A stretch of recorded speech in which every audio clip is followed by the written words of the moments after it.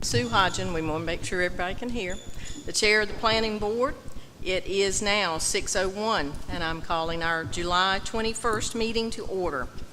Anyone who can and will, please stand while Mr. Scott Jones offers our invocation, and we'll follow that with our allegiance to country and flag. Let us pray. Dear Heavenly Father, thank you for the opportunity to come together tonight. Be with us as we conduct the business of the city. Give us the wisdom to make fair decisions for everybody. Help us to make the right decisions for the city. Be with us and our families as we travel this summer. Be with us as we travel home tonight. In Jesus' name we pray. Amen. Amen. I pledge allegiance to the flag of the United States of America and to the republic for which it stands, one nation, under God, indivisible, with liberty and justice for all.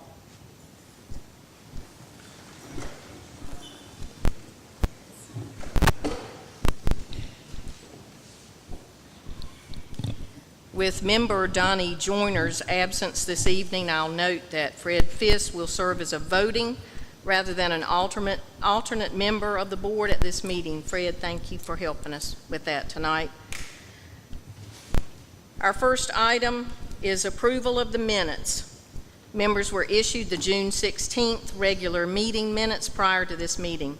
Are there any changes or corrections? Do I hear a motion to approve? Thank you. And a second? Second. Thank you. There's a motion on the floor. Any final discussion? All in favor? Aye. Any opposed? Motion passes unanimously. The next item is approval of our evening's agenda.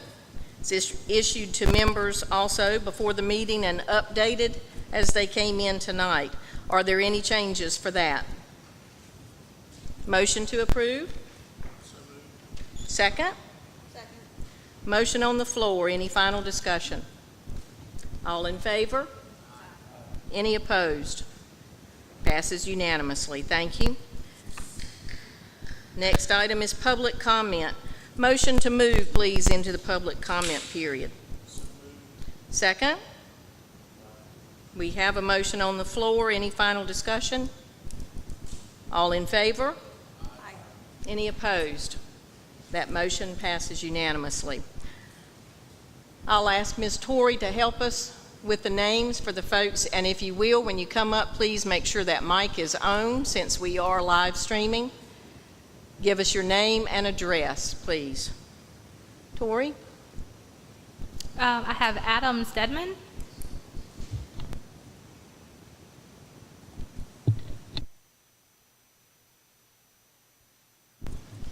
Thank you very much for giving me the opportunity to speak. As some of you know, I spoke last week at the board meeting as well. I have a couple of concerns. Indigo 2, actually I live at 5968 Dutchman Creek Road, which is in the original Indigo. I have a couple of comments regarding Indigo 2, mainly with regards to traffic. Mr. Paul was nice enough to speak with me about a month ago, and I voiced my concerns, and he was very accommodative of my concerns, and I appreciate that. It seems like a lot of the development has been basically reduced in the 9th Street corridor, which I think is a good thing with the, because it would conflict with the school traffic, etc. I think any connectivity to the numbered streets, such as 9th or 11th, should be made further north, maybe at 11th or 12th Street, if we're going to have such a connection. And I also wanted to bring up roundabouts. Now, there's been general opposition to roundabouts in the past, but I do think the roundabouts would be a great way to facilitate traffic movement through the new corridor from Indigo Plantation Drive to Robert Ruark. I think they're definitely a better alternative to speed bumps and four-way stop signs and traffic lights. Pretty much everywhere they've been used in the last few years, they seem to effectively move traffic. Up in the River Lights community, for example, in Wilmington, I've been up there a few times. Also down in Mount Pleasant, South Carolina, an area with significant residential development similar to here, even more development, you have a series of one-lane roundabouts that very effectively move traffic. You don't have the backups that you have with a traffic light or a four-way stop sign. I think the NCDOT is generally in favor of roundabouts at this point. In fact, they propose replacements. There's actually, the Wilmington is going to add a roundabout to Wrightsville Avenue along with sidewalks. That was a concern that it would conflict with sidewalks, but they're actually quite effective with sidewalks. You can route the sidewalks fairly easily around them, and in fact, Wilmington is doing that with Wrightsville Avenue, which is probably a more significant corridor than this new Indigo 2 corridor will be. So I would appreciate it if y'all would at least consider the idea, or, of course, it's Mr. Paul's development,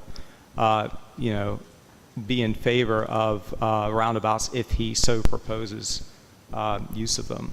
So I appreciate that consideration. On an unrelated issue, and I spoke about this last week at the board meeting, I am heavily in favor of this lighting ordinance, ordinance amendment. I think filtered lighting is very effective in, providing enough light while eliminating nuisance to neighbors. I mean, I know from personal experience, I think, having that filtered light is of substantial benefit, and the costs regarding the filtered lighting are very similar to unfiltered lighting. There's no significant cost increase. Particularly with respect to flood lighting, I think that's something that should be considered. So I'm definitely in favor of that amendment. Now, I understand that, Alderman Auld had mentioned last week about, well, some people have recently installed lights and there were costs associated with installing those lights, and that's a good concern. That's a legit concern. But, I think, the added costs to replace such lights would be worth it in the long run. It would almost be like I think it would be helpful to the town overall. And, of course, we can have a grandfathering period, and, it would be, I think I understand, if I understand correctly, it would be more of a complaint-based system as opposed to having a code, individual going around just trying to enforce it proactively. So that should hopefully cut down on conflicts with respect to newly added lights. All right. Thank you very much. Thank you, sir. Next. Ray Martino.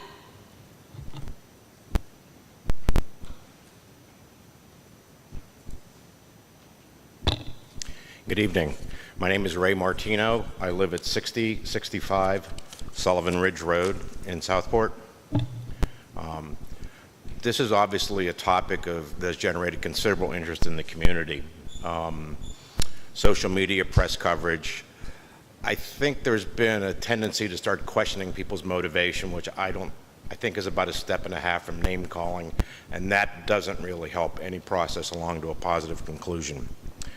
So I'm going to tell you my perspective. I'm in favor of growth because I'd like a Harris Teeter close by. So the fact is, growth is inevitable both here in town, and it's certainly beyond doubt in Brunswick County. I think Brunswick County, the operative term might be Floridian, the number of new housing grants that have been permitted there. While I do favor growth, it needs to be smart, sensible, and if possible, at the very least, it needs to be rational both for the short term, say 10 years, and in the longer term, 20 or 30 years. So in looking at the fiscal study, I'm not trying to be smart or mean or anything, but it doesn't really read like a serious work product. Now, there may be more backup to those numbers, but I understand why East West wants to pay for their desired outcome. I don't understand why the city would pay for something that's less than a rigorously scholarly work. So I'm not going to go line by line, but only comment on two items. The population density estimates just seem to be numbers on a page. There may very well be backup someplace, but they weren't included in the study. So with no backup or reference or hint to where the numbers are arrived at, I don't know where they came from. But I want to look at one specifically, 120 marina condo units, and the average population density in that study is 105. And the first thing that popped in my mind is that a senior center? Because I don't know anywhere else where there's one person per unit. And I think that's true of all of the numbers for all the various types of units. I'm aware that the marriage rates are dropping, but I don't think that the numbers in that study reflect the existing population of Southport. And I think that what I am calling a lack of scholarship seems to go through all the numbers. The other thing that I would comment on is a seemingly positive note that there's the proposed creation of 186 jobs. So job growth is a promise to make any mayor or alderman or planning board kind of smile. But I think anyone in this room who has had any contact with local businesses knows that their number one issue is finding help. We all know many retail operations that have been forced to limit their days and their hours because of a lack of staff. Two of the several employers that I have talked about this issue with have acknowledged that they have workers that are coming from Leland, Wilmington, Holden Beach, and even Myrtle Beach. That lack of employment affects our lives every day, whether it's in Indigo or outside of Indigo. The Indigo project could serve an enormous benefit to Southport by allocating 10 to 20% of its proposed units to low-cost or affordable or entry-level housing. We could then have a local workforce to help local businesses grow and profit. Those are my comments. Thanks for the time and opportunity.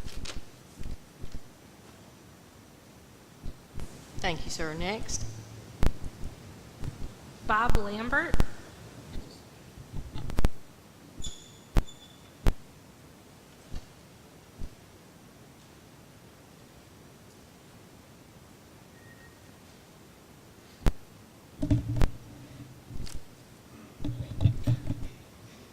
Good evening. My name is Bob Lambert. I live at 109 West Nass Street here in Southport, directly behind 115 Howe Street. So the proposed project for that location pretty much directly affects my wife and I, as it does the rest of the neighborhood of closely grouped houses in that area. And I just want everyone to know that through my previous comments, my editorial, and my speaking to the Board of Aldermen, I want everyone to realize that this is not about me. This is about the community. It's about the neighborhood that we live in. And I really want to understand why the principals have proposed what they've proposed. Because they're not going to have to live here every day. They're going to be there certain hours of the day, and they're going to go home at night. They're not going to have to live with this on a daily basis. But I also understand that life is about compromise. It's not about getting our way. It's about finding common ground. I'm not against a property owner making changes to their property.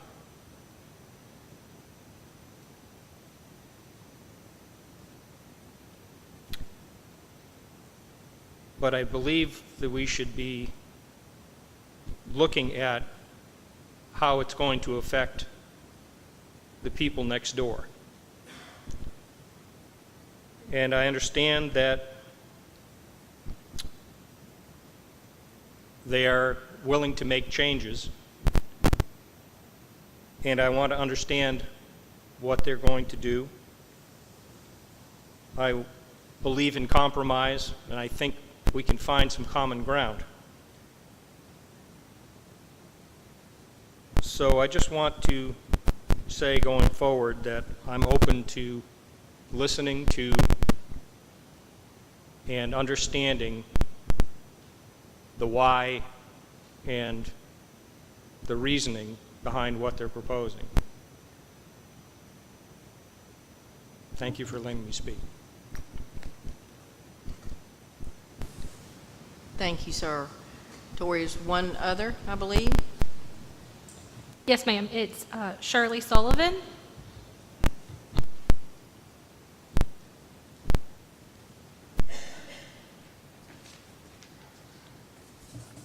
Hi, Shirley Sullivan, 5002 Seaward Court. I live in Southport, but not in downtown area, but it's beautiful here. I love it. I am not an expert.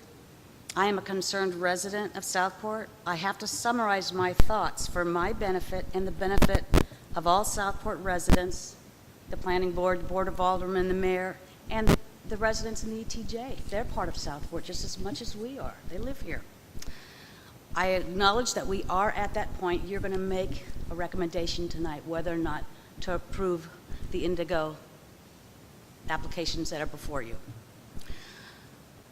347 acres of property is owned by Bald Head Island. 38 of these acres are within the city of Southport city limits and would not need to be annexed. 309 acres are in the ETJ, and Bald Head Island Ltd. Limited and East West developers plan to annex these 309 acres into the city of Southport. Bald Head Island is a beautiful island. It's a beautiful place to visit and live in. And Meadowmont in Chapel Hill is a beautiful development. We are Southport, quaint, charming, historic seaside town with a plan for organized and controlled growth. While there have been public meetings like this where I am glad to speak up, and there are public meetings with no comments, we do have ways to submit our information and to look for information. The City of Southport website has a ton of information. I have been on a cram course. I feel like I'm writing a dissertation when I look at this. There is so much to look at. I have to process it all and come down with my comments of what to say. I think, when you look at the demographics that's changing in Southport, they did increase the age. The majority of the people are between 50 and 79 years old. But we don't communicate with them. They're not looking at Facebook. They're not looking at the website that much. They're not answering the City of Southport's survey because there weren't really a lot of responses. So how do you really get in touch with them if they're not here or watching on television? The live stream, they don't know. They don't read all this stuff. That is our demographics. That's who we are responsible for. That's who's moving here too, I went off on that. You can read all the studies you want and make all of the interpretations that are studies that are prepared by outside, and the analysis by outside consultants. I've made my interpretations. I can talk about all of those numbers. They're not right. Our growth rate, City of Southport, is really 4%. The traffic impact analysis, while it addressed all the turns and things we need to do, the changes to the roads, it didn't reflect our growth rate of 4%. And if you look at the bottom line, the numbers are going to double with the traffic coming through. It's there. All that information is there. The fiscal studies, you asked for a fiscal study and an infrastructure analysis. What did we get? We got 2 fiscal analyses. Have you seen an infrastructure study yet or analysis? There's a lot of things that encompass infrastructure. I'm going to skip to my bottom line things and say, ultimately, does Indigo Phase 2 meet our requirements for comprehensive core land use plan? No. Future land use map? No. Camel core land use plan? No. Ensuring controlled and orderly growth? No. Addressing all aspects of our environment? No. Address our current infrastructure carrying capacity and future needs? No. Tonight, the Planning Board is going to make their recommendation whether or not to support the Planned Unit Development Master Plan and rezoning petitions. This is a legislative process, and I understand. This is the way it works. I'm reading all of this. I know it. The next step will be up to the Board of Aldermen after your recommendation. Don't know how long, when that's going to take place, and the Board of Aldermen and the mayor will take the next steps on this process. And I appreciate that. I can't believe what you guys actually have to, your role in this, because it is very important, and you've put a lot of time and effort to it, and I respect that. I also respect your recommendation tonight, whatever it may be. And I look forward to seeing you at the next meeting. Thank you.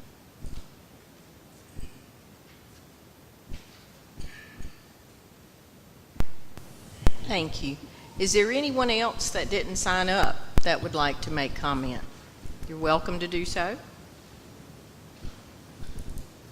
We appreciate everyone that did, taking part in the process. Do I hear a motion that we now end public comment period this evening? Second? Second. Thank you.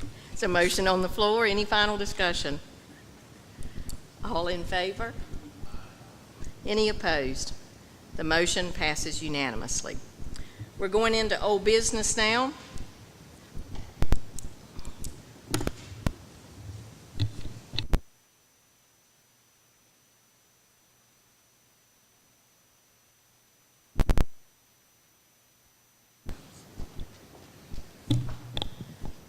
And the first item on that agenda for old business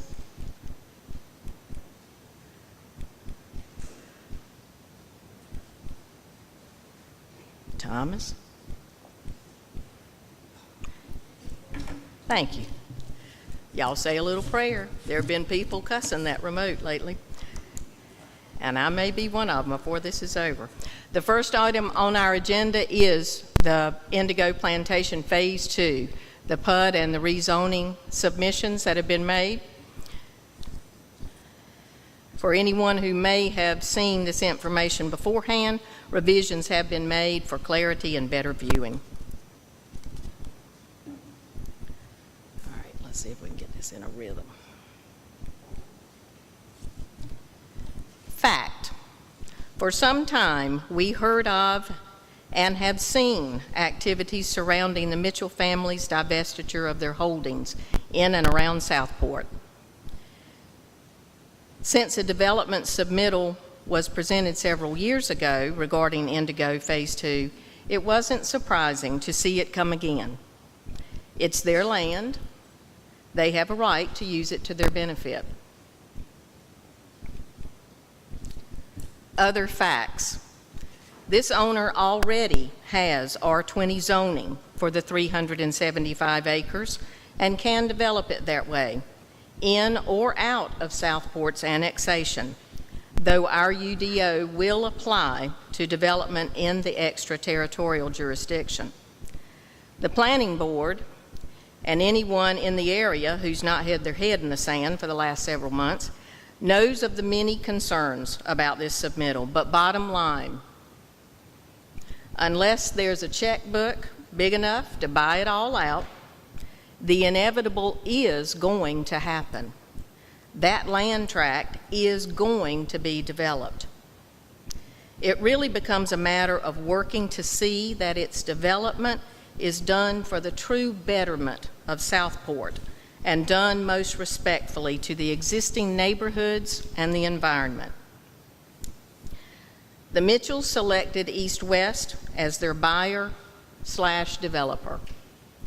Though some of the Mitchell family may be involved as investors in Indigo P2, the Mitchells nor Bald Head Island Limited will be directly involved in this tract's development. East West is the developer. East West and Bald Head Limited formally brought the development submission and the request for planned unit development, PUD, and rezoning to the city in March.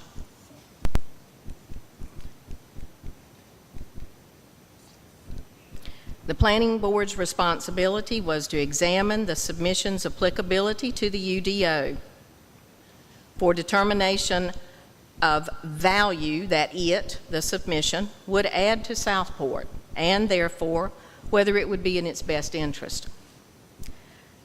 Let me tell everyone up front, the thing the planning board did not use as a measurement for this submission, the increased tax base for the city. That's been held up several times in presentations to whet our appetites for the rezoning and annexation. That consideration is not part of our job. As soon as the submission was received, a hub committee was named for oversight, and that committee broke this submission for 1,500 plus housing units down into areas we thought most vital for consideration, establishing 4 subcommittees: traffic impacts, infrastructure issues, character and design, and environmental issues.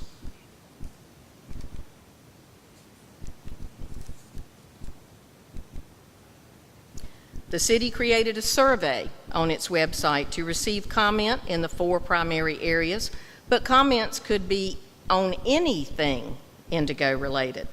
The survey is reviewed daily by city staff and subcommittee members, and the public can also review it. Each and every comment submitted may not have received recognition at meetings or individual responses, but they have been reviewed, considered, and oftentimes incorporated into subcommittee discussions with the developer. Each subcommittee has met at least once, with representation from the developer attending each meeting. The meetings were noticed for public attendance. These were working meetings for open dialogue between members and the applicant. Public comment was not received, and that was stated at the beginning of each meeting. There were those who didn't agree with that process, but there were other avenues for public comment. The survey, citizens could give comment at both the aldermen's meetings and at the regular planning board meetings, as we've done tonight. The initial deadline for the planning board's recommendation to the alderman was set for its June meeting. However, the city was trapped in a hurry up and wait mode for the fiscal and infrastructure studies that we understood could contain information significant to the planning board review. And when those reports were not back for the June deadline, a review extension was agreed to by the applicant and the city. Those 2 studies have finally, just very recently, been received, made available to the planning board by email, and they were jointly presented to the alderman and the planning board on Monday night. When we got an approximate delivery date for the studies, another month's extension was requested from the applicant, but they were adamantly opposed to that. After Monday night's presentations, the planning board members in attendance were polled informally, and there was consensus that there was limited info in the studies to significantly affect our summaries and our recommendation. We will leave delving into the brambles of those 2 reports to the alderman and offer our recommendation tonight based on the information received or not received during the course of the subcommittee's work. I'll present a summary of each subcommittee's concerns and findings, but we'll be submitting our detailed written report to the alderman post-meeting. Before I get to those summaries, I do want to say this. These subcommittee members have worked hard with an understood sense of purpose. Members have been publicly denigrated at meetings. We've been called non-respondent, divisive. Attempts have been made to intimidate and influence us. And we've been criticized and talked down to by keyboard warriors on social media posts, even by an elected official. But we've held to our job and are here tonight to give our best recommendation to the alderman. I thank each one of you for your often misunderstood and certainly unappreciated work.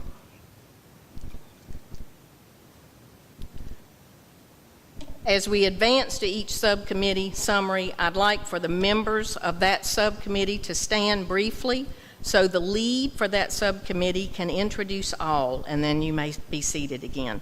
We'll start with the Traffic Impacts Subcommittee.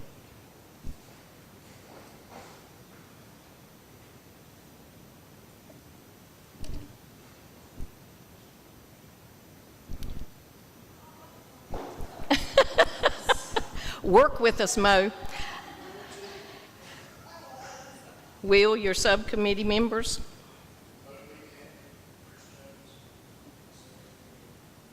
Thank you.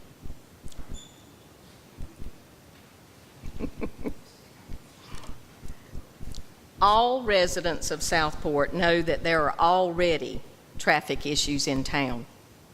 We've all often talked about where are all these cars going and where did they come from?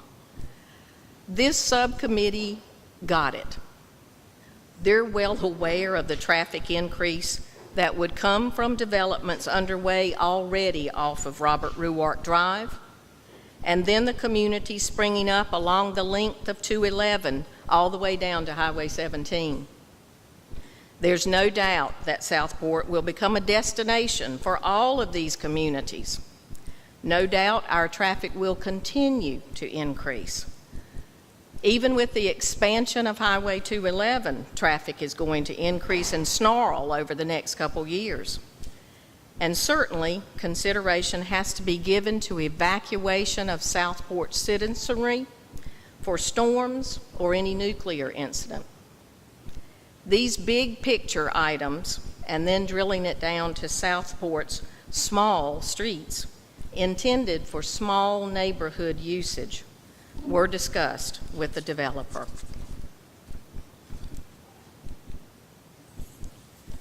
Apparent was the substantial traffic increase that would come from 9th Street and for the side streets feeding into 9th and Robert Ruark.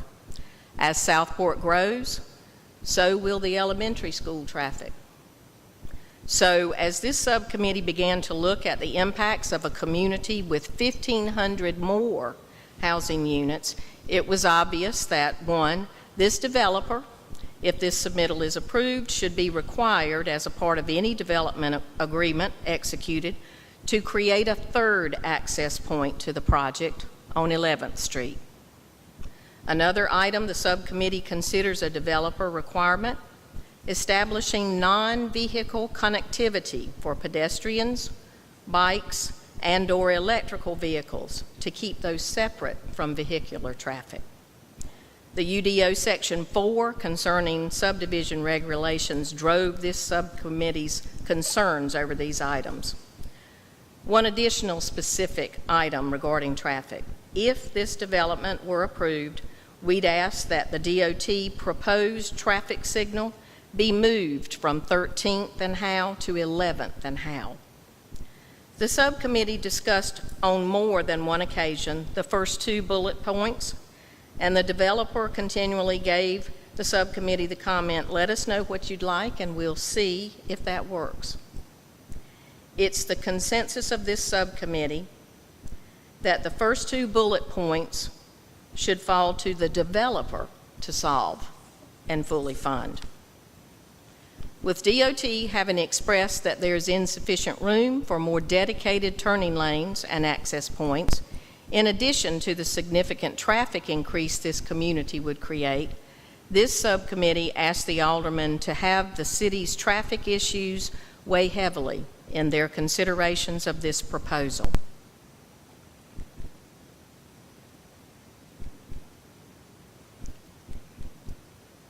Environmental issues.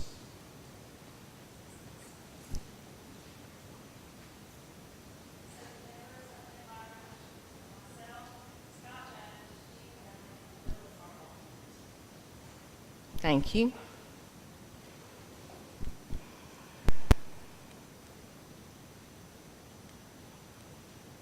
Thomas, I'm going to sling it.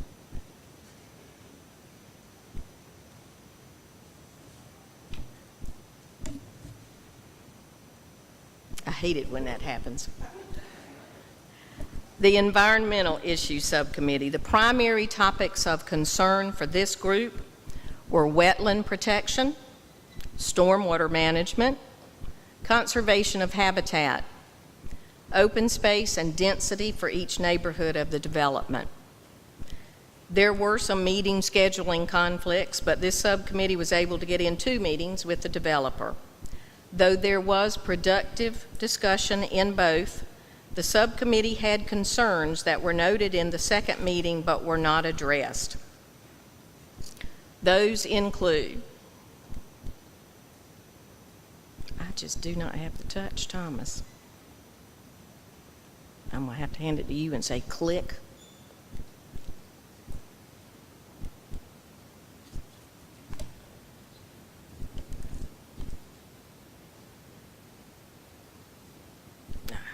Thank you. Yes, please. Okay, protection of wetlands, especially the Carolina Bay wetland area on the east side of the property. Open space allocation and density for each neighborhood, specifically the marina area.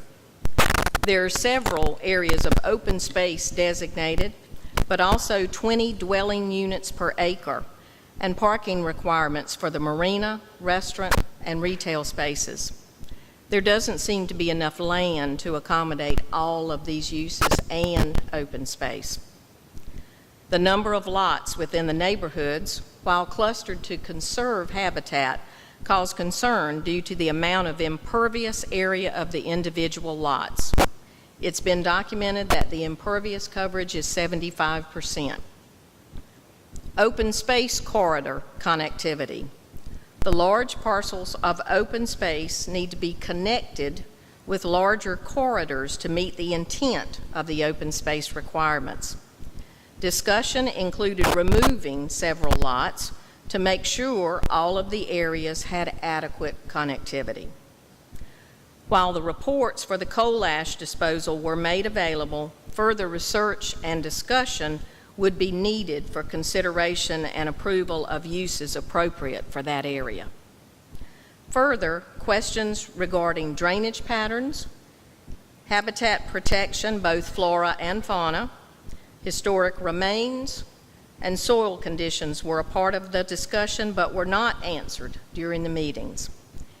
Indeed, at a subsequent and the final HUB Review Committee meeting, the developer stated that, quote, folks could research for themselves about any concerns regarding wildlife protection and any information about any graves on the tract, unquote. Storm inundation maps show that this area has high susceptibility of inundation, especially during slow-moving storms of any category. There are still questions regarding contiguous parcels being considered for the PUD.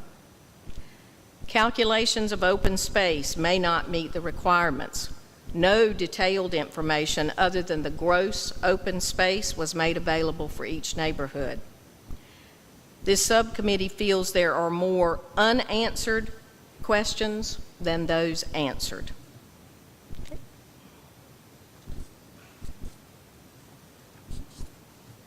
Not just me, is it?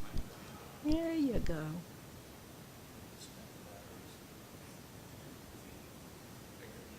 Keep going. There you go. And one more. Next, the Infrastructure Issues Subcommittee.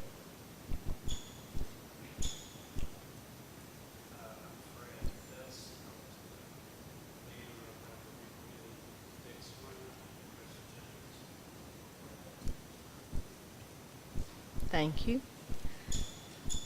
The fiscal and infrastructure impact studies presented on July 18th proved most beneficial to this subcommittee, giving more clarity to the pros and cons of the big picture financial impact on Southport should Phase 2 of Indigo Plantation be approved as submitted. The water and sewer, you can click again, Thomas, I'm sorry. Water and sewer will be provided by the county at the developer's expense. The item that remained unanswered from prior discussions was provision of electricity. More insight was provided regarding that on July 18th at the presentation of the studies.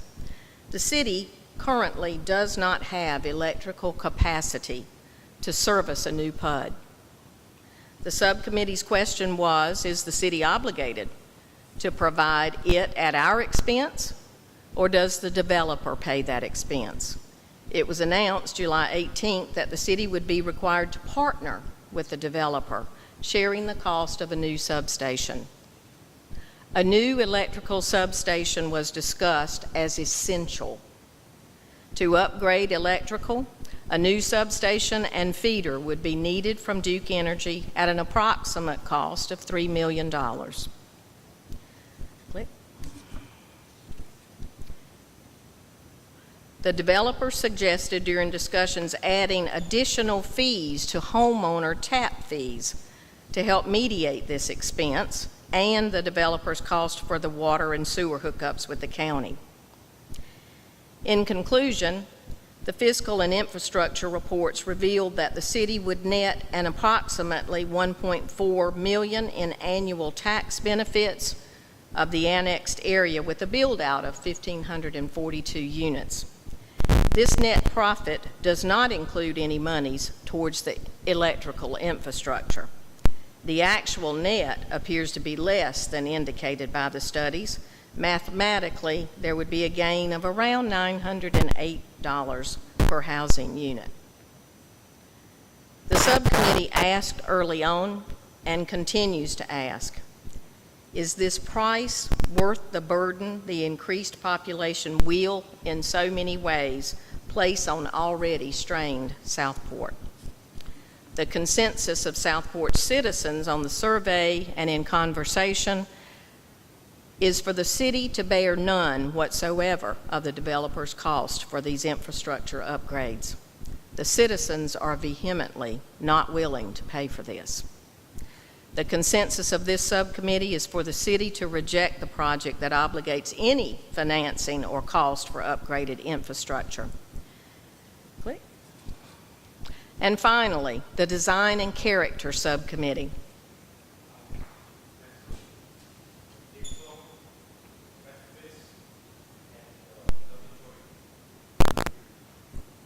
Thank you, Gustavo. Thank you, folks. This subcommittee has reached the following conclusions from its meetings with the applicant and its review of applicable UDO citation. Number one, there exists a lack of consistency with the existing zoning districts, and there exists a lack of consistency with the CAMA Core Land Use Plan.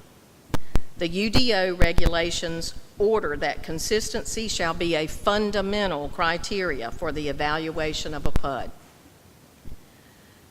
Number three, potential impacts and benefits. The Indigo project will not result in any urban benefits. On the contrary, it goes beyond the stipulated density limits, which will mean heavy damages regarding traffic, infrastructure, environment, overburdened health services, and retail. In general, it will deteriorate the manner in which the city of Southport currently functions. The UDO rules that impacts and benefits shall be fundamental criteria for the evaluation of a PUD. Number four, vested rights. The marina area, incorporated as part of this proposal, was originally zoned as Planned Residential District, a PRD, which was later renamed, designated as a PUD. The approved and implemented use for this tract is for long-term parking, not multifamily dwellings. As a consequence, there are no vested rights nor precedents for high-density development there. Number five, applicability for a PUD. This article addresses land to be planned and developed as a unit. In the ETJ, it must be 25 acres or more on one or more contiguous parcels. The only exception to this adjacency refers to parcels on both sides of a street. The Indigo project comprises two distinct and separated parcels of land, and as such does not qualify for a PUD. Number six, access for developments of 100 units or more. The UDO mandates that a project which surpasses the 100-unit threshold shall have two direct points of direct ingress and egress onto a major or minor thoroughfare. The Marina Village, which is proposed to have 188 dwellings, does not meet this criteria. and so would require an additional ingress and egress. Number 7, application procedure and documentation. The application process for a PUD enumerates an extensive list of documents to be presented illustrating the proposed plan. In addition, the UDO authorizes the demand for any other information deemed necessary. This subcommittee states that the submitted documents shown to them were imprecise and insufficient. Requests for additional, more detailed information were submitted to the developer.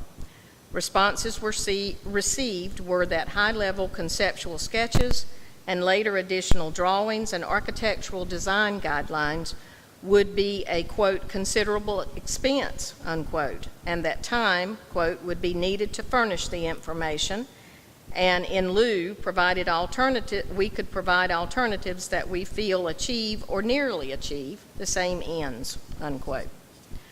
The material submitted does not suffice to determine and solidify the characteristic of a development. Number 8, dimensional standards. In this subcommittee's findings, the lots proposed in the Indigo project violate the dimensional standards ordinance. No information was provided for multifamily lot dimensions, and no dimensional information was provided for non-residential uses. Number 9, residential use standards.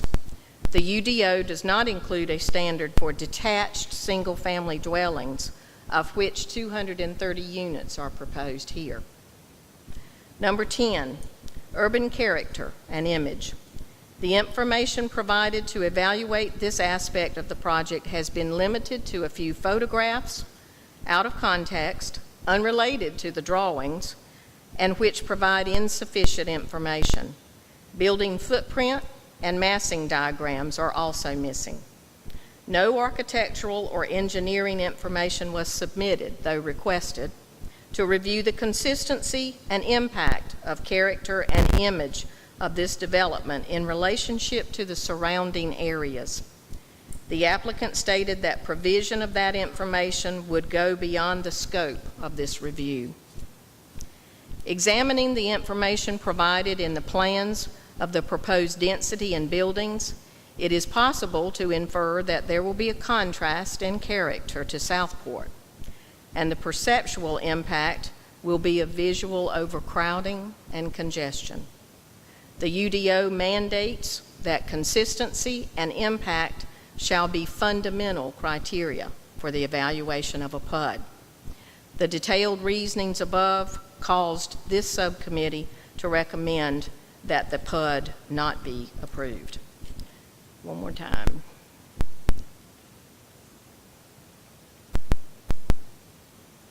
I think it gets tired. Approval of a project of this magnitude using incomplete information signifies a considerable risk for Southport. With the subcommittee's findings and citations of inconsistencies with applicable city ordinance, the Planning Board has determined that the Indigo Plantation Phase 2 project, in a big picture evaluation, does not add overall value to the health, safety, or welfare of Southport and its citizenry. We would not be opposed to evaluation of a resubmission that takes into equal consideration, one more time, Thomas, the developer's desire for maximum profits alongside the city's allegiance to preserving its historic character, small neighborhood feel, and quaintness. A resubmission that's realistic to what our city can live with. The Planning Board's recommendation to the Southport Board of Aldermen is that approval for the Indigo Plantation Phase 2 PUD and the associated rezoning applications as submitted be denied.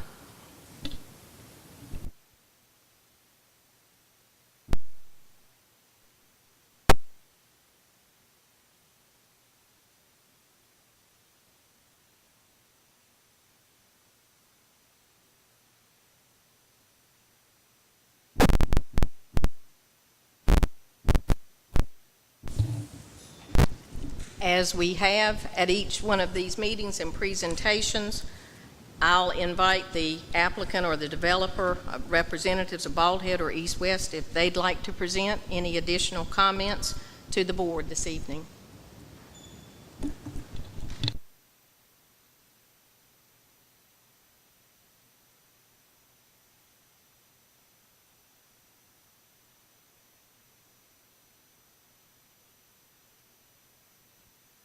Thank you very much for everybody on the board, the time and the commitment. I want to point out a couple of things. At the last meeting on Monday night, there was a comment about this has been going on for 210 days. It's actually been going on longer than that. It's been going on for 35 years.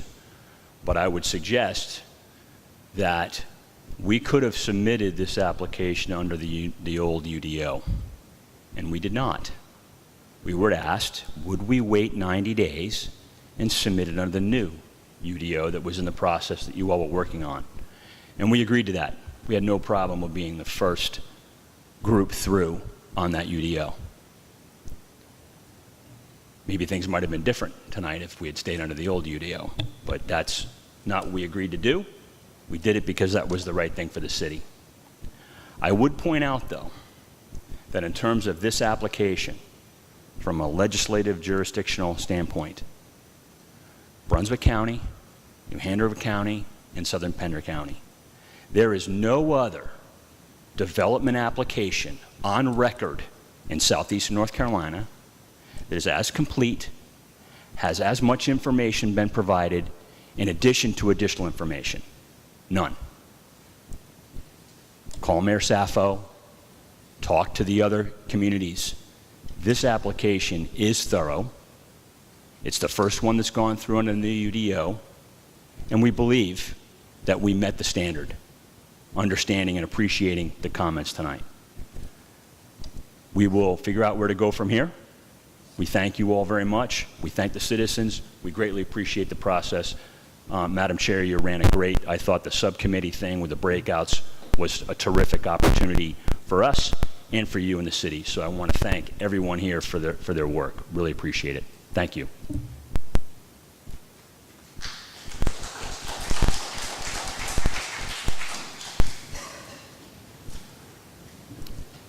With the board's recommendation regarding this matter, the board has in front of it a statement of consistency and recommendation.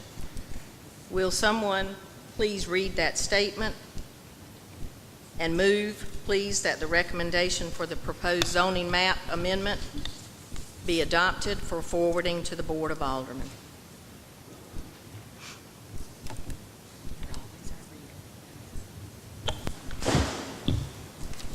So I need to make the motion as well. Yes. So I'll move to make a motion that we send the recommendation to the Board of Aldermen to deny the zoning map amendment. The City of Southport Planning Board hereby finds that the proposed zoning map amendment is inconsistent with the 2015 CAMA Land Use Plan adopted November 13, 2014, and subsequently amended by the Board of Aldermen. More specifically, the proposed zoning map amendment is inconsistent with the future land use map that shows 80% of the subject property as low-density residential. Low-density residential is defined as 2 to 3 units per acre in the 2015 CAMA Land Use Plan. Further, the Planning Board believes the zoning map amendment is not reasonable or in the public interest because the proposed density will put additional stress and negatively impact the city's traffic circulation, infrastructure, and natural environment. The Planning Board recommends that the Board of Aldermen deny the zoning map amendment. Is there a second to the motion? There's a motion on the floor. Any final discussion? All in favor? Any opposed? Motion passes unanimously. We'll be moving on, folks, to the agenda's other matters, but I'll pause for a small break here for anybody that's attending in the public who may wish to leave the meeting without a lot of disruption.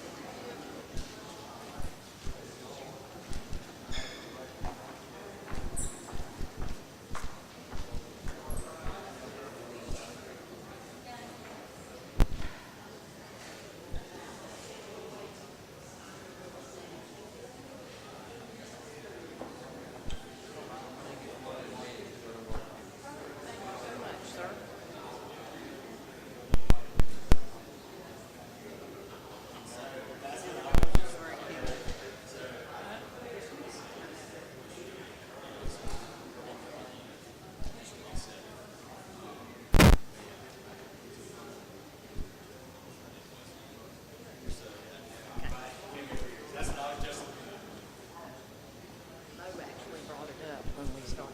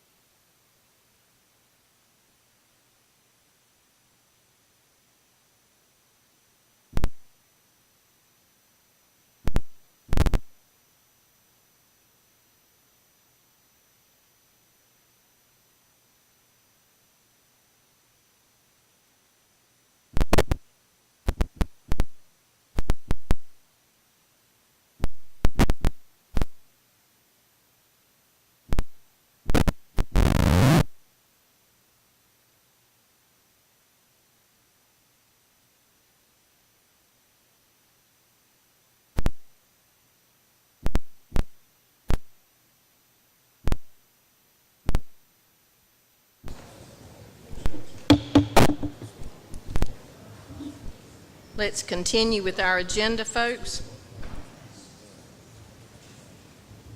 Item B, I'm going to make a correction here. Let's back up.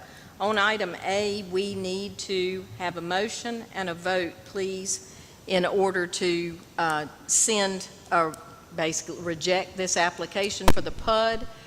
What was read was our consistency statement regarding the rezoning, but we need to have a motion and a second, please, and a vote regarding the PUD application. Do I hear a motion? Second? All in favor? Aye. Any opposed? Motion carries. Thank you so much. Now, we are moving to item 7C, the zoning map amendment for 300, 302, and 304 West 11th Street. Thomas. Sure. Let me gather myself here, my place. All right. So this is for 3 properties that are on West 11th Street, submitted by Coastline Homes.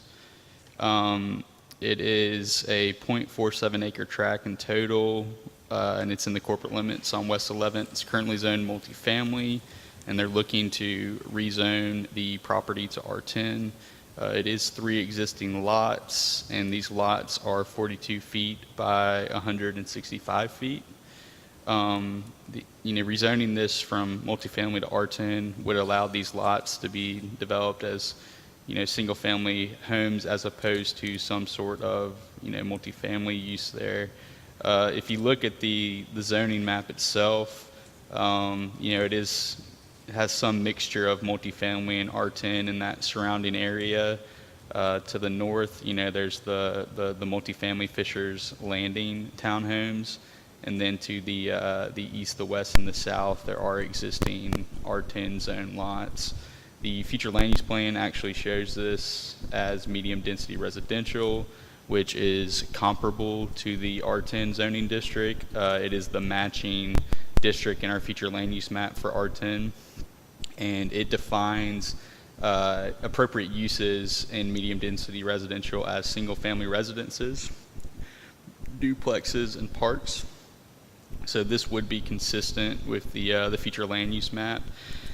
The review committee met on July 12th to review this with the applicant PJ Kelly, and they essentially just went over the existing zoning in the area as well as the future land use in the area according to the future land use map, and they came to the consensus that it would be consistent with the adjacent uses, and they did recommend its approval. So if you look at the consistency statement, there is one that is drafted. I'm happy to answer any questions that anybody might have.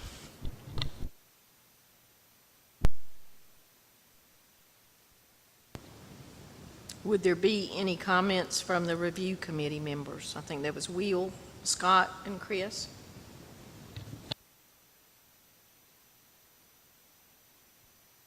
Yeah, talking with the applicant, one of the reasons he wanted to rezone this, one, that fits in with the character of the neighborhood. Also, at the rear of the property, if I'm not mistaken, there's multifamily back there, and there's several large oak trees that you are going to be preserving as well, along not just your setback, but just in general on those 3 lots. So that he wanted a little bit of flexibility as far as where he could place the houses at. But that's one of the main reasons he wanted to do this, was to buffer, use those trees as a buffer as well. And so he's looking at preservation and pruning instead of cutting.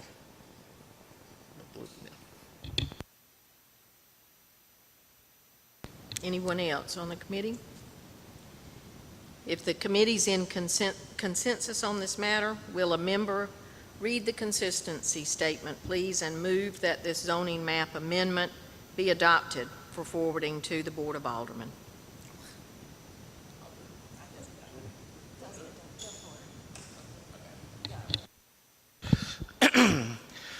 City of Southport Planning Board hereby finds that the proposed zoning map amendment is consistent with the 2015 Cameron Land Use Plan adopted November 13th, 2014, and subsequently amended by the Board of Aldermen. More specifically, the proposed zoning map amendment is consistent with the future land use map and is consistent with the Cameron Land Use Plan because it encourages infill development within the city's district and promotes efficient use of land.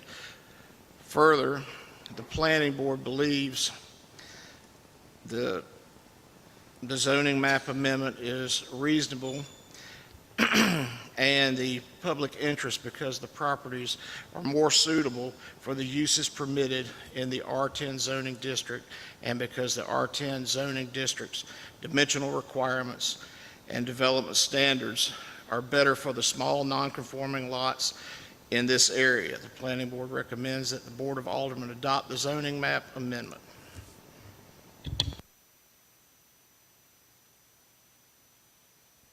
To the motion? Motion's on the floor. Any final discussion? All in favor? Aye. All opposed? Motion passes unanimously. Next item is 7D, zoning map amendment for 1208 North Caswell. Thomas? Sure. So this is a tract on North Caswell near some of the other previous rezonings we've done on North Caswell recently. It is currently zoned business district, and the applicant is asking that it be rezoned to R10. It is one existing lot in the historic Southport Heights subdivision, which is originally platted in 1910. And with that being the case, the lots in this subdivision are 50 feet by 123 feet. So this is actually, the property that kind of started this whole process way back when of rezoning that corridor. In terms of the existing zoning on it. It is now surrounded by R10 in the north, the west, and the south. There to the east, across North Caswell, there is multifamily there.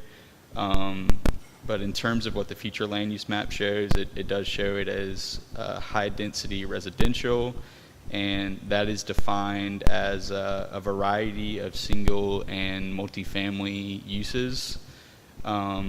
So, in terms of what's around that, the future land use map has it as light commercial to the east and high-density residential to the north and to the west there. The review committee, the same review committee consisting of Chris, Scott, and Will, reviewed this zoning map amendment at the same time as the other one prior to this, and they found this to be consistent with the adjacent uses, just because there is single family to the north and the south and the east in that area, and we also discussed the notion of spot zoning some as well, and it's kind of the opposite of spot zoning, just because typically spot zoning is when it's owned by one person, which this is, but when it only benefits one person and not the overall public interest. And it's typically defined as the practice of zoning a relatively small area differently from the surrounding property. So the other thing the important thing to point out here is that, it is zoning it to a similar use as the surrounding property. It could be considered spot zoning if it was all, say it was all R10, and then you're rezoning that one property to business district. That would be kind of more of an example of spot zoning. And the permitted uses that would be allowed in R10, obviously would be more compatible with what the multifamily uses are to the west, and then the single family residential uses to the north, the east, and the south. I really don't have anything else to add. There is a consistency statement drafted. Happy to answer questions, and I don't know if the committee has anything else to say.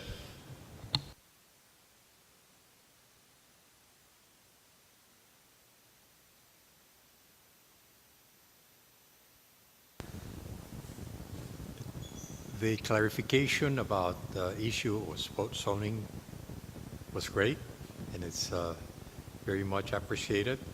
And every once in a while we find ourselves in a situation similar to this one, so having this conceptual explanation is very useful. Thank you.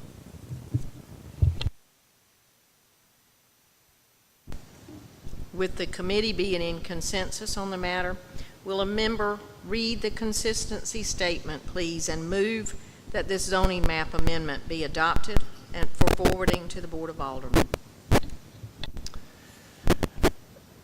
The City of Southport Planning Board hereby finds that the proposed zoning map amendment is consistent with the 2015 CAMA Land Use Plan adopted November 13th, 2014, and subsequently amended by the Board of Aldermen.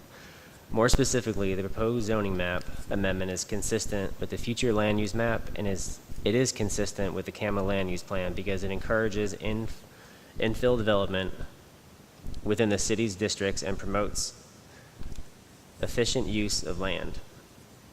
Further, the Planning Board believes the zoning map amendment is reasonable and in the public interest because of the properties are more suitable for the uses permitted in the R10 zoning district, and because of the R10 zoning district's dimensional requirements and development standards are better for the small non-conforming lots in this area. The Planning Board recommends that the Board of Aldermen adopt the zoning map amendment.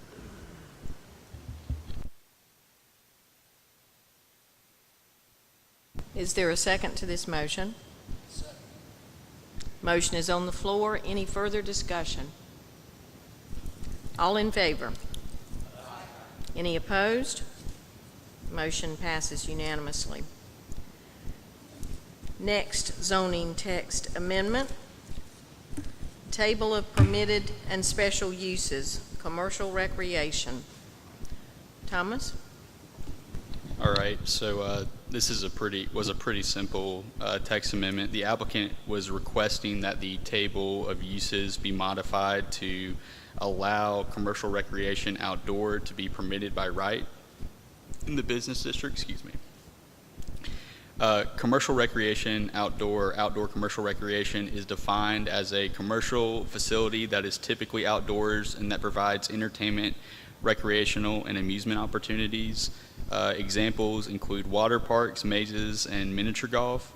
It's important to note that if this were to be approved, that this would be allowed in all properties that are zoned business district. Granted, if they could meet the supplemental standards and the different development standards that they would have to meet for that. But anyways, the amendment is there as it is proposed, just with the P there at that use in the use table. The review committee met on July 30th, and present were the committee members, staff, as well as the applicant, Taryn Ellis. The proposed change was discussed, and there were a lot of concerns raised about whether this would be an appropriate use in the business district and whether it would fit in with some of the uses that are already allowed in the business district, as well as the character of the business district. There were also a good amount of safety concerns about that type of use being allowed so close to the road, just because business district lots, they're not required to have, setbacks at a more appropriately zoned property like, highway commercial might have. And, they do get a lot of traffic there, being kind of on the main thoroughfare of Southport. So with all that being the case, the review committee thought that, this is a more appropriate use for a zoning district like highway commercial, where it is already allowed, permitted by rights, just because they would have, more restrictive dimensional standards like setbacks and buffers to keep that a more appropriate distance from the road. It was the consensus to recommend the denial of the zoning text amendment, and that's really all I have. Happy to answer any questions and hear from the review committee to see if they have any more comments.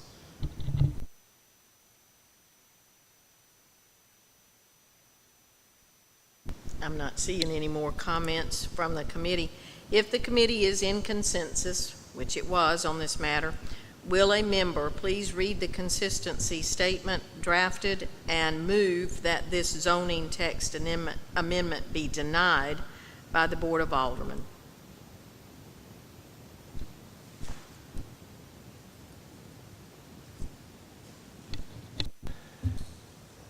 The City of Southport Planning Board hereby finds that the proposed zoning text amendment is inconsistent with the 2050 CAMA Land Use Plan adopted on November 3rd, 2014, and subsequently amended by the Board of Aldermen. More specifically, the proposed zoning text amendment is inconsistent with the CAMA Land Use Plan core value of preserving the city's historic character.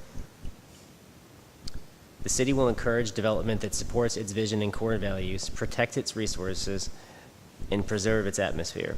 Further, the amendment is not in the public interest because the outdoor recreation is not compatible with the uses in the business district. The Planning Board recommends that the Board of Aldermen deny the zoning map amendment. Is there a second to this motion? Second. Thank you. There's a motion on the floor. Any final discussion? All in favor? All opposed? Motion passes unanimously. Thank you. Next item is Major Site Plan 115 North Howe Street Mixed Use Development by Barbie Enterprises. Thomas? All right. I'm not sure this needs an introduction, but I'll give it anyways. And just so everybody's aware, this is a update. There will be no action, taken on this tonight's meeting. Yeah, so it is for 115 North Howe Street, and the site area of this is 0.38 acres, and it is in the Central Business District, which is defined as a restricted district in which commercial uses are densely developed in accordance with the city's historical commerce center. The proposed uses of this site are mixed uses of retail, restaurant, and residential. The existing structure on site would be demolished and replaced with a new structure. The proposed structure is a multi-story building that would be in dimensions 102 feet by 90 feet. The existing impervious on the site is 11,431 square feet, and the proposed layout would add an additional 2,800 square feet. The percentage of the impervious area for the site would be 91.73%. And they're also proposing 4 residential dwelling units. With that being the case, they would have to have 2 parking spaces for the residential units, regardless of whether it's in the CBD or not. Within the CBD, they are not required to have off-street parking for non-residential uses. So they would not have to provide any parking by those guidelines. Parking facilities less than 10 spaces are also not required to meet the landscaping requirements of the parking facilities ordinance or section of the ordinance, and there are not street yard buffers that are required in BDD or CBD either. There are exterior elevations that have been included with this, and I think everybody's probably familiar with those, and they would be subject to our design guidelines. There was a review committee that was appointed for this, and it met on July 15th, and it consisted of Chair Hodgen, Gustavo Mabelli, and Fred Fiss. Also present were was the project manager as well as the property owners, Catherine and Eric Beecham, and the committee really, discussed a lot about the importance of the Central Business District in Southport, and how it's important to have architectural design that match the character of Southport. There was also some discussion on how there was some documentation missing from the application, such as the traffic impact study, the lighting plan, as well as signage plan. A traffic impact study is required for any project that exceeds 500 trips a day. So with that being the case, if the project doesn't exceed 500 trips a day, they at least have to have a transportation engineer, run those numbers, have it in the trip generation table, and basically define how many trips it would be a day, and have some data to back that up, and that would be documented with the ITRE trip generation manual. The applicant did indicate that they would get back together with their civil engineer and get that documentation. There was also some concerns about the lack of parking for the non-residential uses, just because of the scale of what those uses would be and the floor area of those uses. There was some concern about the intensity of the uses and how that would affect the parking in the surrounding area. There was some discussion on the 8 parking spaces, and how one of those parking spaces was handicapped, and whether or not the folks that live in the dwelling units would be able to use that if they weren't handicapped, or they didn't have a handicap placard, and obviously they wouldn't be able to. So there was some concern about that.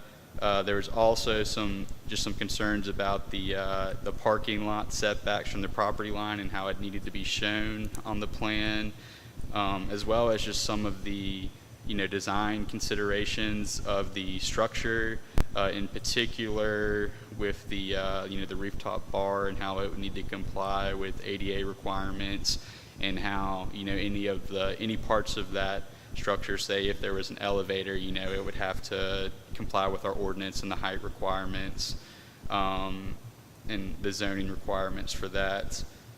There was some discussion on corner visibility and that it would need to be clarified, as well as about the increase in impervious area. There are an additional 2,886 square feet of impervious area on that site.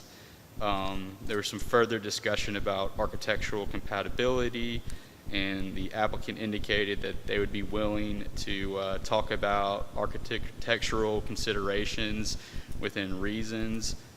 He indicated that they would talk to a local architect in Wilmington to get some further ideas on how to soften that facade in that building to make it more compatible with Southport. He had indicated that, the architect that kind of came up with some of those conceptual drawings is actually based in Raleigh. So he thought somebody in Wilmington might have a better idea of how to make it fit for Southport. There was also some discussion about the city's lighting policy and becoming dark sky compliant. The review committee just wanted to make sure that they were aware of some of those changes. And then there was some discussion about occupancy as well and about egress according to the fire code, and the fact that there would need to be 3 stairwells. And Mr. Greger, did communicate that they would consider adjusting that, and they would need to resubmit an updated version as well as with some updated occupancy rates. Other than that, there was talk about grease interceptors, recycling containers, and the dumpster, and just general conversation about kind of what the committee was hearing from folks around town. More than anything, just that a lot more people would be comfortable with a 2-story structure as opposed to a 38-foot tall building. But Mr. Greger indicated that, this is a great way to introduce the project and that they gained a lot of valuable feedback. And he indicated that they would be incorporating some changes to bring back to the planning board. But other than that, it was the consensus of the review committee to table the site plan until it comes back.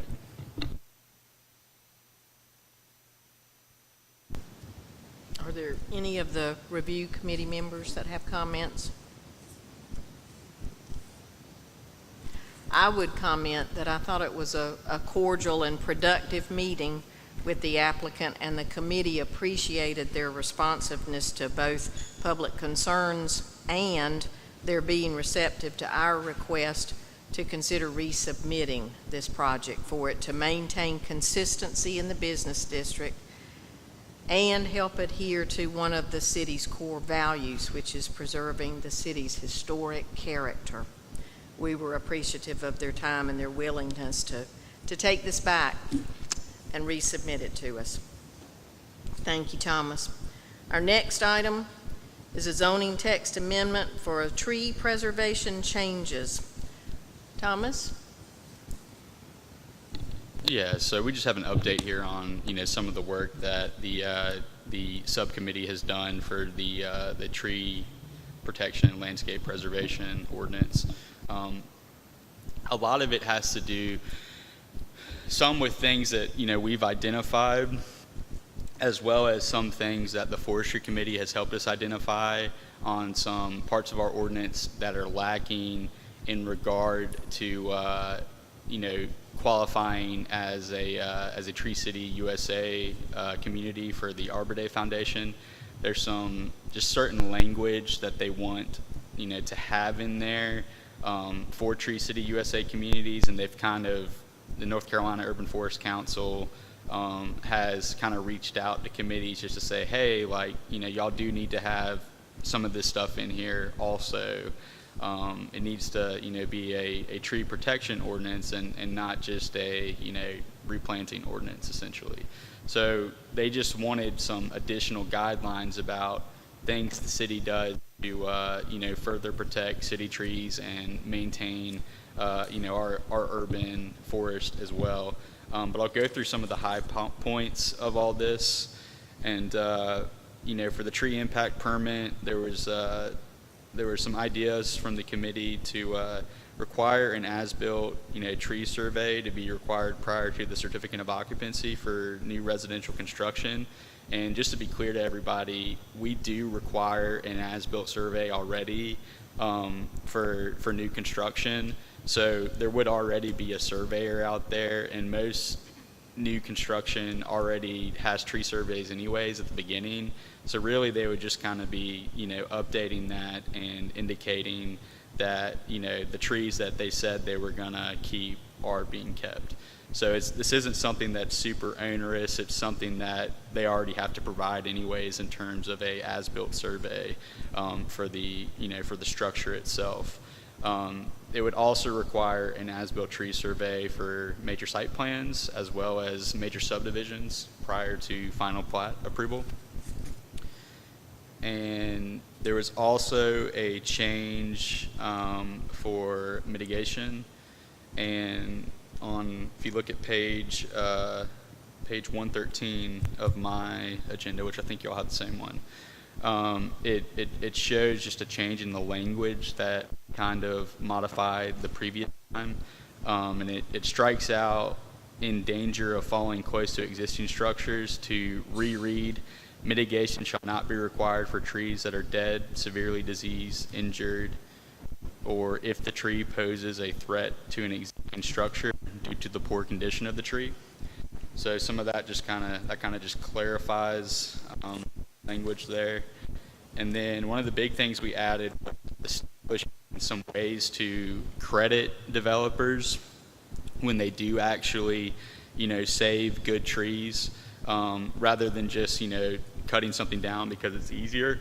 Actually, getting credit for retaining a tree. So we did that just with a multiplier of mitigation credit. So for 10 to 20 inches, retaining and preserving heritage live oaks of this size would receive credit with a multiplier of 2. So just as an example, retaining a 10-inch live oak would equal 20 inches of mitigation credit that they would not have to plant back moving forward, or in their mitigation plan. So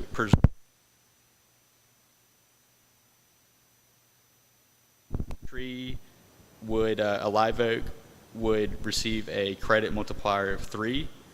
So I think I actually put that wrong. But it would be, for example, retaining a 20-inch live oak would equal 60 inches of mitigation credit. So that 40 inches there should reach 60, because that's basic multiplication. So it should be 60. So greater than 30 inches, retaining a tree of this size, and these are the trees that we really want to protect and that we really want them to plan around. So that's why we're giving them a multiplier of 4 in order to really incentivize them keeping those trees. So, for example, if you use multiplication, retaining a 30-inch live oak would equal 120 inches of mitigation credit.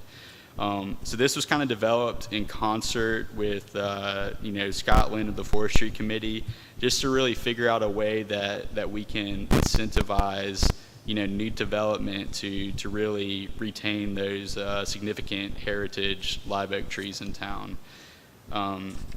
Other than that, there were some changes on violations. And for example, for any person removing any tree in violation of this section, in addition to the mitigation requirements, they would also be subject to a civil penalty of $100 per inch diameter. Now, this does ramp up with each type of tree that that people take out. So then the next type is a regulated tree. So a regulated tree would be, any oak or any hardwood over 8 inches and any conifer over 12 inches. So the mitigation requirement, would obviously still be the same, but the penalty would be $200 per inch DBH of the tree. And then the last kind of, stage of that is any person removing a city-owned tree in violation of this section would be subject to a penalty of $300 per inch DBH of the tree. So the whole point of this was to, address situations where, maybe one individual tree is taken down, but it's not a clear cutting situation. So everybody wanted to make sure there was a way to address that. All of the rest of the updates, I'm not necessarily going to go into each one, are just changes that the state forester recommended that we change just to bring us in line with the Tree City USA guidelines. And, you know, all that stuff is just the responsibility of the city, the responsibility of the committee, the fact that we keep an approved tree list on file, which we do in section 3.17, and then just, you know, our annual tree program, community awareness, and maintenance of public trees. As far as like some of the next steps for this, I do think we need further input from legal representation on how to structure these penalties. You know, there's a lot of discussion from the committee that, you know, is there a way to where a percentage of the penalty could go to either a tree mitigation fund or a maintenance fund for city trees? You know, currently all of that goes to, civil penalties go to the school system, which is great, you know, don't get me wrong, but, you know, we were just curious if there was a way, you know, where we could maintain our existing trees, you know, with those penalties. But, you know, the whole point of it being a civil penalty and going to the school system and being distributed how it currently is that it's not supposed to be, you know, a money-making fund for the city. But, you know, the questions for the attorney would be, you know, one, can we do that? Two, do we need any type of further, you know, authorization, whether it's from the General Assembly or from the Board of Aldermen, you know, to do something about that? And honestly, I'm just not sure. We would need our attorney to research that. You know, there's also some discussion about, you know, would the city ever consider a fee in lieu in situations where maybe, you know, a developer is unable to meet the criteria of the ordinance? Just an idea. And then also, you know, if somebody's in violation, you know, and they're not paying their penalty, you know, would the city consider putting a tax lien if they don't pay the tree violation penalty? So that's just a few other things that were kind of tossed up. But that's really kind of all I have on this. I just think we need some further input from our attorney, Mr. Blanchard, prior to, you know, moving further with it. So we'll watch for other updates to come and language drafted for this. I will say, as far as the penalty collection, I believe there is, by statute, we get to retain 10% of the penalties that are kept or assessed, and there is a way to apply for 20% retention. It all involves the cost of assessing the fines, staff time, that kind of thing that's put into assessing fines and collecting them. But there is a way to apply for additional retention. But the majority of it does go to the county school system in which the violation occurred. So we'll watch for more from that. Thank you, Thomas. Yeah, go ahead. So has it been presented to the city attorney yet? It has, okay.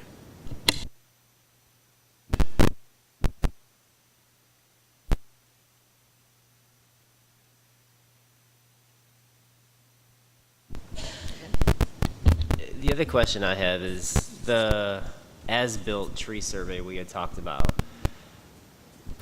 If Osprey Landing, using them as an example, since I'm staring at them every day, if they submit their tree survey up front and say they're keeping, for sake of conversation, 100 trees, but then their as-built survey only has 97, does that mean they're in violation, or does that mean they're given the opportunity to mitigate? I mean, yeah, they'd be in violation, but okay. I mean, you could obviously, if this ordinance applied, I suppose you could charge them, because you would be able to tell which trees were, you know, taken down. So you could certainly charge them that and also get them to mitigate as well.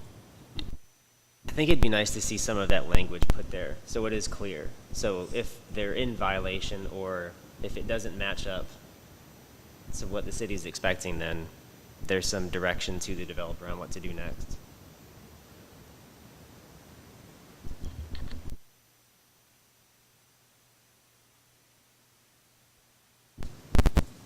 Okay, we will move to new business now.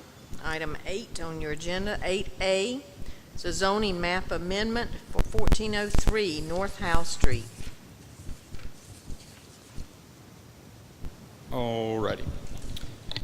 So this is a 0.35 acre tract in the city limits. It's kind of a weird situation. It's 1403 North Howe, and it is currently zoned PUD. It's very strange how it's zoned PUD. It's one of those things where I'm not really sure how that happened. I think some of the historical aspect of it is that at one point, I think the property owners of Cades Cove also own this property as well as the townhomes next door, and I think that they had this zone PUD to potentially be part of the Cades Cove development, but that just didn't materialize, didn't happen. So the dimensions of this are 101 feet by 150 feet. You know, the business district does not have a minimum lot size. It would be required to have a 10-foot, rear setback on this, as well as a 40-foot height limitation.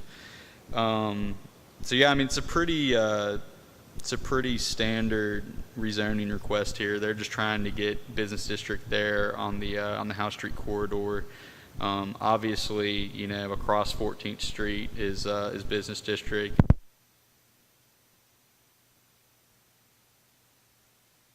Also business district. So really, it's surrounded by BD, except for the western portion of the property there. And as far as what the future land use map shows, it shows this as light commercial, which is the corresponding, district there in the future land use map to business district. Light commercial is defined as commercial uses containing no heavy manufacturing or process equipment, a residential structure converted for commercial or office use, or a multi-unit residential property with more than four units. So, other than that, that's really all I have. If it's the will of the board, we could certainly do a review committee for this. There is a consistency statement that is drafted. Happy to answer any questions that I can.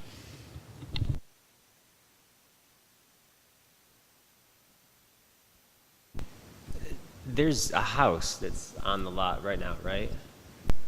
Right. If there are people living in the house, can it be rezoned? I'm not sure anybody's living there right now. Okay. I don't think there's anybody in there, but obviously that house, if you got to think of all the uses that are allowed in business district, that could turn into an office. It could be demolished and something else be put there. There's definitely a lot of potential outcomes that could happen. But is your question more so if there's somebody living there and it's zoned business district, can they still live there?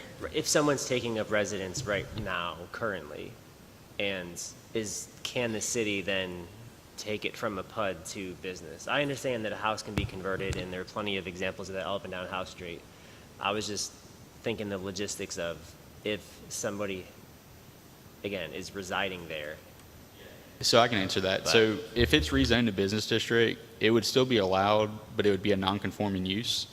And the way non-conforming uses would work is that, if it ceased, operation as a residence for 6 months, then they would not be able to do that anymore.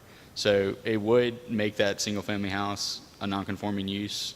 But my assumption is that nobody's living there just because of the owners are wanting to rezone it. So that's certainly something that could be asked at a review committee meeting also, in terms of what their current use is and their intentions. would like to appoint a review committee for this. Do I have any volunteers for it? Will? Who else? Chris.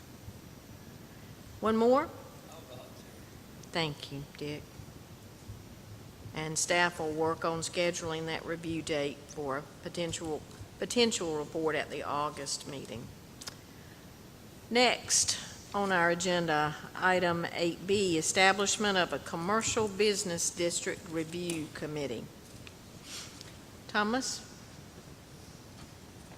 Yeah, so I don't have a whole lot of information to talk about. Okay. But You can as you I'll can do see, it. but at the meeting on the 14th, the Board of Aldermen, requested that the Planning Board review some of these zoning regulations, and staff recommends that a committee be appointed to review that, which I'm sure everybody agrees with. So.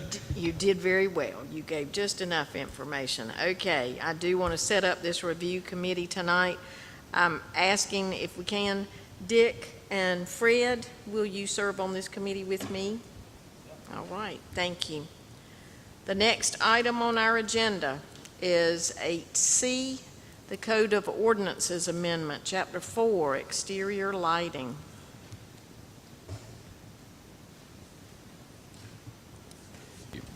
So the Board of Aldermen did have a committee that kind of worked on the lighting policy, and they've recognized the need to also update the city's Code of Ordinances to include exterior lighting that is consistent with the UDO as well as the streetlight policy.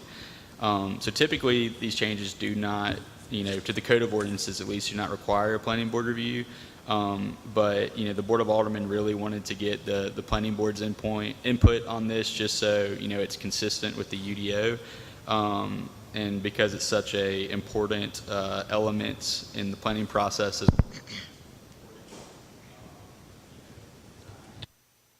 So prior to their final consideration, the aldermen requested that the planning board appoint a committee to review this as well. Just to get their thoughts and recommendations on it. Okay, I'd like to go ahead and set up a committee for that as well. Will and Chris, will you serve on that with me, please? Thank you. Thank you so much. Okay. Item 9, other business. Is there any other business to come before the board?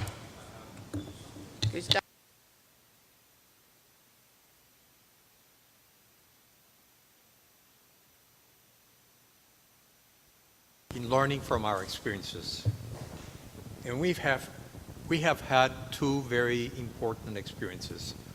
One is with the Indigo project. This other one is the Howe Street project. And I think they're different, but they're things that we can learn from those two experiences. The first one is that I think a preliminary meeting between the developer, the consultant that will be working in the project, and whomever becomes the administrator in the future will be very beneficial, because I think it would have helped clarify a lot of issues for the Indigo Plantation Indigo project developer. There was a sense that they knew what they wanted, and they were adamant about it, and they felt they were entitled to it, and it made for us a very difficult situation. The other thing is that the ordinance in Article 2.5 mentions a determination and interpretations of the ordinance. And I'd like to extrapolate that slightly to ask that the next UDO administrator provides his opinion as whether a project is meeting the UDO or if it's completely out of line. Why is this important? Because if a cursory review was done, and I was taken as much by surprise as probably all of us, if a cursory review had been done about the Indigo project, it would have been evident that we would have saved ourselves a lot of work. Same with the preliminary review that I talked about, that lets the potential developer know what are the parameters, that this is not a free-for-all, that this is not Dallas nor Houston where anything goes. They were serious. So that's the first point that has two parts. The second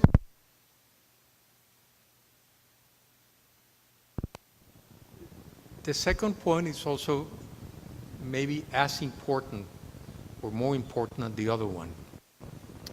Through the process of reading the ordinance and asking for interpretations, some of us found that there are keywords that are not explained, or there is not enough information to make the ordinance clear.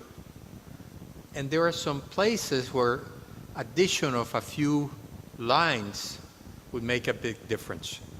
One was the whole conversation about the corridors linking different green areas. It was a very tough conversation, and it's, in my mind, it's not clear in the ordinance. Another example is the use of the coal ash parcel for recreation. The ordinance mentioned that it cannot be used for playgrounds. But in my mind,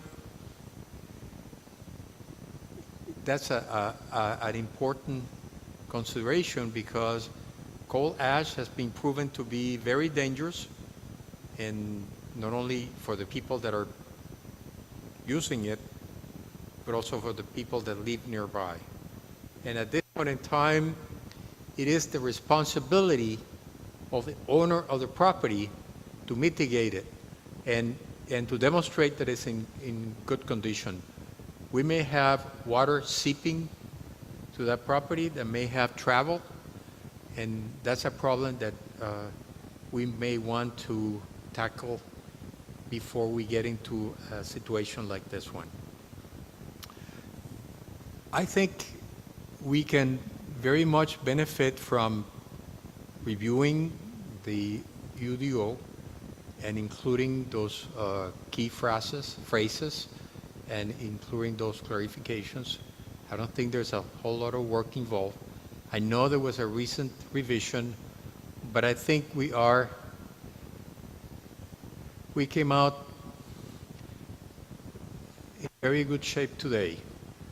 But I think we need to avoid another situation like this one.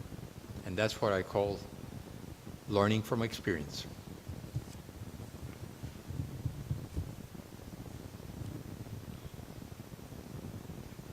Any other comments or business? I'd like to say something about the Howe Street situation. About 10 years ago, I was walking my dog outside this building, and a wedding was going on outside. And obviously, the group had been partying before the ceremony actually happened. And I was going by where they all congregate out there with the minister and pronounce the bride and groom married. And one of the wedding party had really been drinking. And he almost, if it hadn't been the guy next to him who was more sober, grabbed them by the legs, he would have gone down and probably broken his neck or whatever.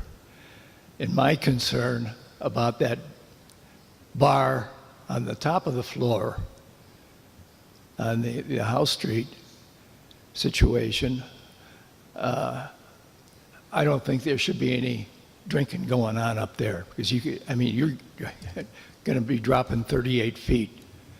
And,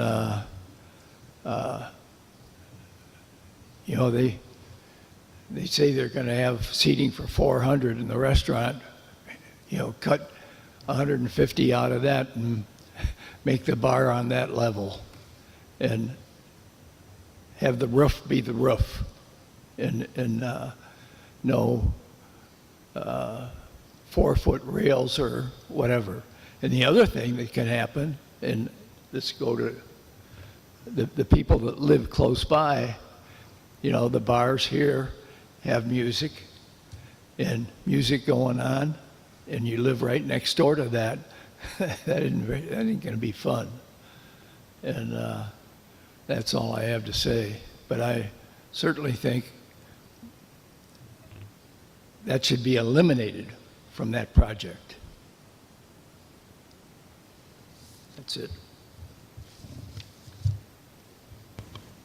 Thank you, Dick. Anyone else? I just want to mirror what G said earlier about looking at the UDO. When we were writing the UDO, a lot of that was done over Zoom. A lot of it was very difficult because of a COVID situation. But one thing I've always stressed, and everybody else stresses, is that the UDO is a living document. So just like any living organism, it needs a checkup. And now that we can meet, and now that we've cleared a lot of the heavy business of the city, then we can start a general flow towards our duties. One thing I would recommend is that we meet as a board and have a workshop, whether it's every 2 months, 3 months, 6 months, whatever, and bring our ideas and reviews to the table, that we can submit those for questioning to the Board of Aldermen, and that we can make certain recommendations on things that we find that may be just simply a phrase that's out of place, that needs to be identified. And then that way we can have a more a healthier UDO, healthier city. So that would be yeah. And certainly, I think with our establishing this Central Business District Review Committee, it would fit right in with that for any discussion or changes that we would propose for that.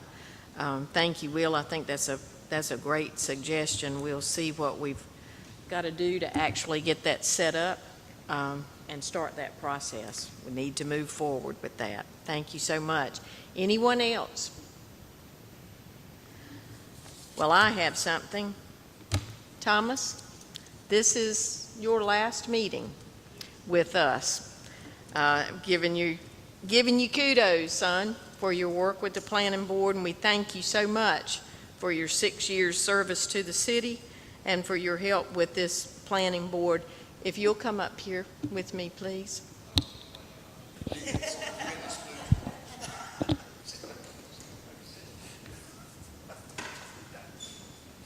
Any of us that have been in meetings or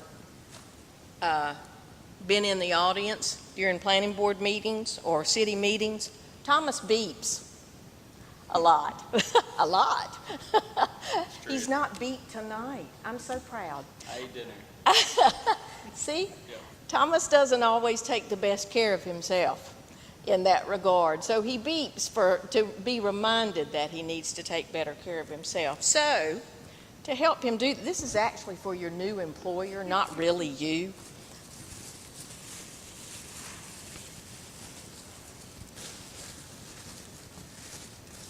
I got Thomas some batteries for his beeper, so he won't ever lose the use of that beeper to remind him to take care of himself. And in case he has not eaten his meal for taking care of himself. We're sending some juice to his new employer to get Thomas juice back up and back on his job. We thank Thomas so much. Wish him well in Morrisville. I go to Raleigh often. Since Thomas will be living in Raleigh and working in Morrisville, I've already reminded him a couple times, I'm going to keep tabs on him, make sure he's okay. The mama bear comes out in some circumstances, but Thomas, we do thank you so much for everything you've done for us. Thank you for looking after us. We'll get you this.